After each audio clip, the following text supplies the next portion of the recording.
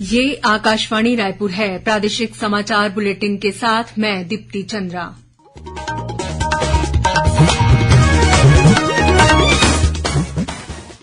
और अब पेश है आज के मुख्य समाचार। केंद्रीय शिक्षा मंत्री धर्मेंद्र प्रधान ने आज रायपुर में प्रधानमंत्री school for rising India PM Shri योजना और डिजिटल लाइब्रेरी का शुभारंभ किया। प्रधानमंत्री नरेंद्र मोदी कल दुर्ग जिले के भिलाई स्थित आईआईटी, प्रधानमंत्री उच्च शिक्षा अभियान और कबीरधाम में स्थित नवीन केंद्रीय विद्यालय भवन का वर्चुअल लोकार्पण करेंगे। प्रदेश के सभी नगरीय निकायों के निगम आयुक्त और मुख्य नगर पालिका अधिकारी सप्ताह में 3 दिन वार्डों का निरीक्षण करेंगे और राज्य में महतारी वंदन योजना का लाभ लेने के लिए आवेदन पत्र भरने की कल अंतिम तारीख है।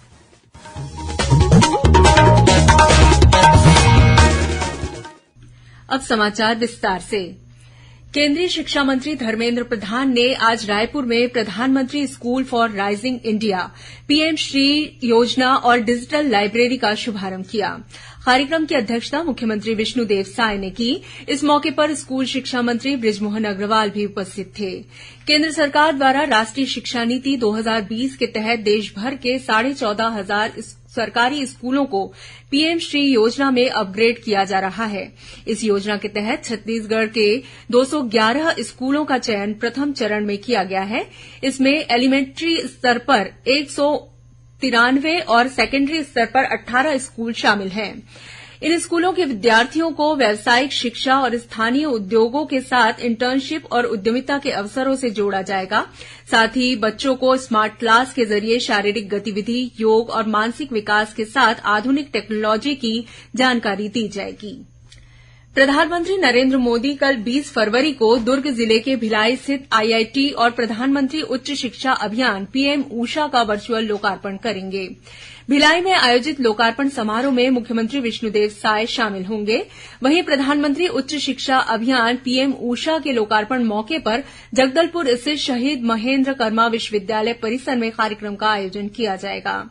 इस मौके पर छात्र छात्राएं प्रधानमंत्री नरेंद्र मोदी का ऑनलाइन संबोधन सुनेंगे।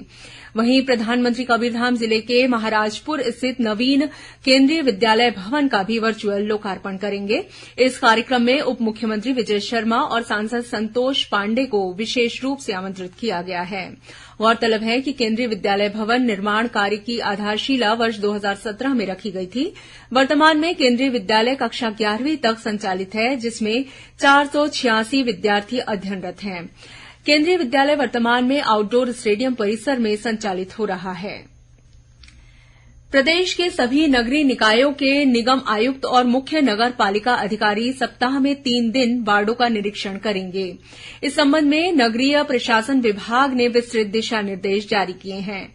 जारी निर्देश में कहा गया है कि नगर की साफ सफाई, निर्माण कार्यों की गुणवत्ता और उन्हें समय सीमा में पूर्ण करने, अतिक्रमण रोकने, राजस्व वसूली, प्रधानमंत्री आवास निर्माण, पेयजल तथा विद्युत व्यवस्था की सुविधाएं नागरिकों को गुणवत्ता के साथ उपलब्ध कराएं।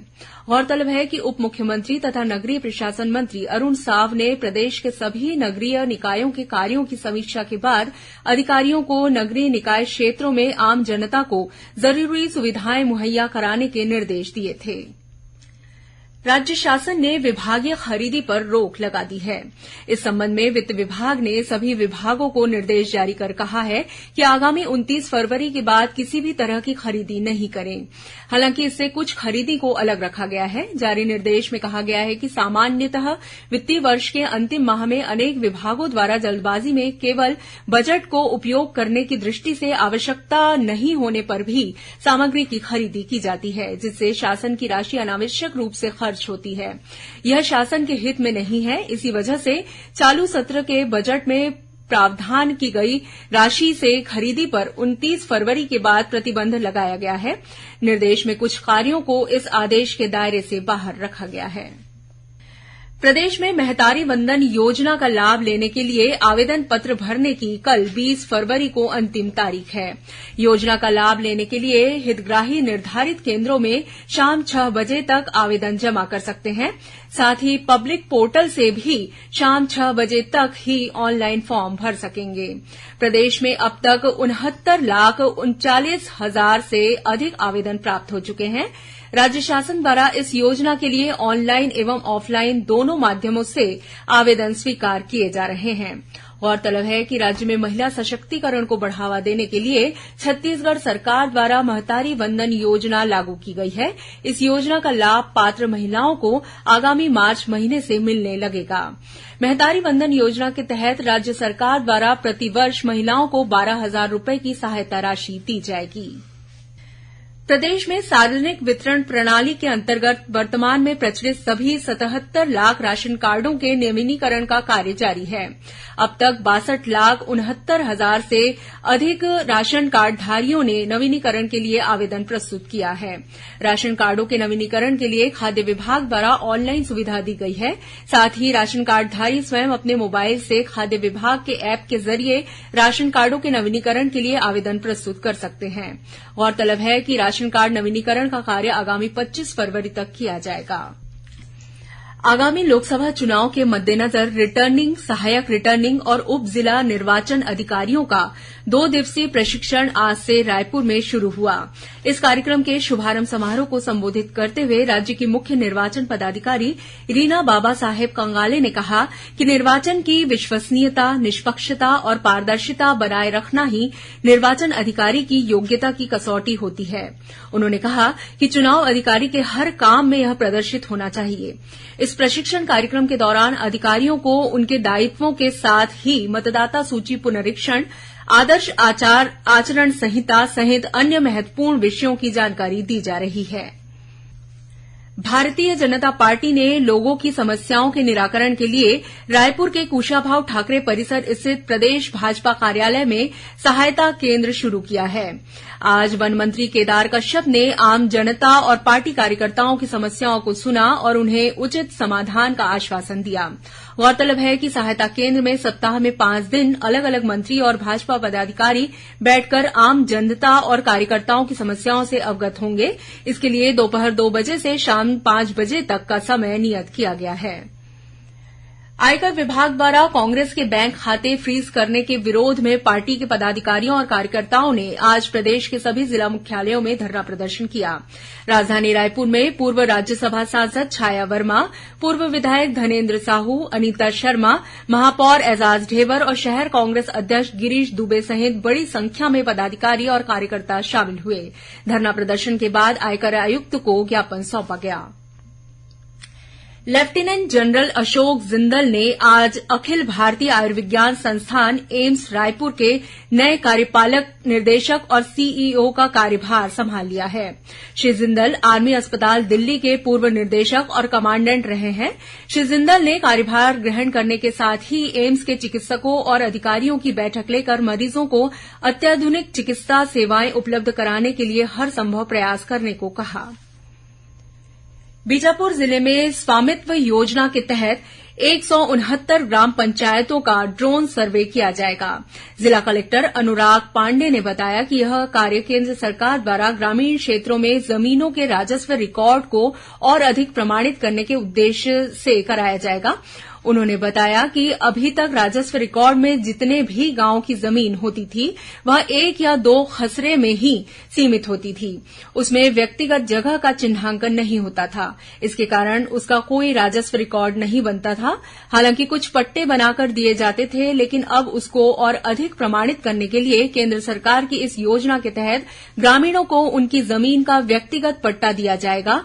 पट्टे के एवज में अब ग्रामीण ऋण भी ले सकेंगे। राज्य शासन ने भारतीय पुलिस सेवा के 7 आईपीएस अधिकारियों को जिला मुख्यालयों में नगर पुलिस अधीक्षक के पद पर नियुक्त किया है। इनमें आकाश शुक्ला को रायगढ़, चिराग जैन को दुर्ग, अमन कुमार रमन कुमार झा को रायपुर, रविन्द्र कुमार मीणा को कोरबा, रोहित कुमार शाह को सरगुजा, उदित पुष्कर को जगदलपुर और उमेश प्रसाद गुप्ता को बिलासपुर नगर पुलिस अधीक्षक की जिम्मेदारी सौंपी गई है। अब कुछ खबरें संक्षेप में। केंद्रीय माध्यमिक शिक्षा बोर्ड सीबीएसई की 10वीं और 12वीं की मुख्य परीक्षा आज से शुरू हो गई है। आज कक्षा 10वीं की संस्कृत और 12वीं की हिन्दी विषय की परीक्षाएं हुई। पंडित रविशंकर शुक्ल विश्वविद्यालय का 27वां दीक्षांत समारोह का आयोजन कल 20 फरवरी को किया जाएगा। इस मौके पर 75 विद्यार्थियों को 157 स्वर्ण पदक प्रदान किए जाएंगे। स्वर्ण पदक हासिल करने वालों में 57 छात्राएं और 18 छात्र हैं। सर्वाधिक 9 स्वर्ण पदक एमएससी भौतिकी की छात्रा ओजस्वी देवांगन को प्रदान किया जाएगा। महासमुंद जिले की सिंघोड़ा और कोमाखान पुलिस ने 3 अलग अलग मामलों में 59,40,000 रूपये से अधिक का 1 क्विंटल 38 किलो गांजा जब्त किया है। इस मामले में 5 आरोपियों को गिरफ्तार किया गया है। आरोपियों के पास से 2 कार, 1 मोटरसाइकिल और 5 मोबाइल सहित नगद राशि भी जब्त की गई है। कोंडागांव पुलिस ने पुराने सिक्के के बदले 53 लाख रूपये का लालच देकर 9 लाख रूपये की ठगी करने वाले आरोपी को राजस्थान और हरियाणा की सीमा क्षेत्र नूह मेवात से गिरफ्तार किया है। और दंतेवाड़ा जिले के मालेवाही थाना क्षेत्र के घोटिया मोड़ पर आज एक शव बरामद किया गया। शव के पास माओवादियों का पर्चा मिला है। शव की पहचान कर ली गई है। पुलिस ने मामला दर्ज कर जांच शुरू कर दी है। प्रथम दृष्टि में मामला आपसी रंजिश का बताया जा रहा है। अंत में मुख्य समाचार एक बार फिर। केंद्रीय शिक्षा मंत्री धर्मेंद्र प्रधान ने आज रायपुर में प्रधानमंत्री school for rising India PM Shri योजना और डिजिटल लाइब्रेरी का शुभारंभ किया। प्रधानमंत्री नरेंद्र मोदी कल दुर्ग जिले के भिलाई स्थित आईआईटी, प्रधानमंत्री उच्च शिक्षा अभियान और कबीरधाम में स्थित नवीन केंद्रीय विद्यालय भवन का वर्चुअल लोकार्पण करेंगे। प्रदेश के सभी नगरीय निकायों के निगम आयुक्त और मुख्य नगर पालिका अधिकारी सप्ताह में 3 दिन वार्डों का निरीक्षण करेंगे। और राज्य में महतारी वंदन योजना का लाभ लेने के लिए आवेदन पत्र भरने की कल अंतिम तारीख है। इसी के साथ प्रादेशिक समाचार बुलेटिन समाप्त हुआ। नमस्कार।